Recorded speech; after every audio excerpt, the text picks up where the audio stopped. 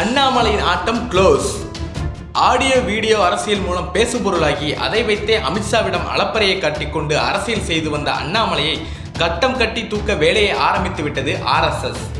அண்ணாமலைக்கு அரசியல் முதிர்ச்சி இல்லை, வாய்க்கு வந்ததை பேசுகிறார், அரசியல் விரைவில் காணாமல் போவார் என்று பல மூத்த பத்திரிகையாளர்கள், அரசியல் தலைவர்கள் கூறி வந்தனர்.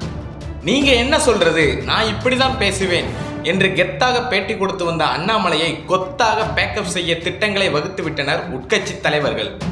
IPS பொறுப்பில் இருந்தவரை கட்சி தலைவராக நியமித்து கட்சியில் உள்ள சீனியர் தலைவர்களுக்கு பெரும் அதிருப்தியாகவே இருந்தது. பாஜகவுக்கு தொடர்ந்து ஆதரவளித்து வந்த ஒரு குறிப்பிட்ட 3% பிரிவினர் அண்ணாமலையின் வீடியோ ஆடியோ அரசியல் எப்போது வீழும் என்றே தான் காத்திருந்தனர். தற்போது அண்ணாமலைக்கான முடிவுரை அமித்ஷாவால் எழுதப்பட்டு விட்டதாக தகவல்கள் சொல்கின்றன. ஏன் அரசியலுக்கு வந்தேன் என்று எனக்கே புரியவில்லை என்று மேல் கூறிய கருத்துக்கு வலு சேர்ப்பது போல் அண்ணாமலையே புலம்பியிருக்கிறார். லண்டனுக்கு படிக்கப் போகிறேன் என்ற தகவலும் மேலும் அண்ணாமலையின் பதவி பொறுப்பிற்கே வலு சேர்க்கிறது. அடுத்த பாஜகவின் தலைவராக அல்வா மாவட்டத்தை சேர்ந்தவர் நியமிக்கப்படலாம் என்ற தகவல் கமலாலய வட்டாரத்துக்குள் கசிந்துள்ளன. அண்ணாமலையின் பதவி பொறுப்பை கொண்டாட ஒரு கூட்டமே கமலாலயத்தில் தயாராக இருப்பதாகவே தகவல்கள் கசிகின்றன.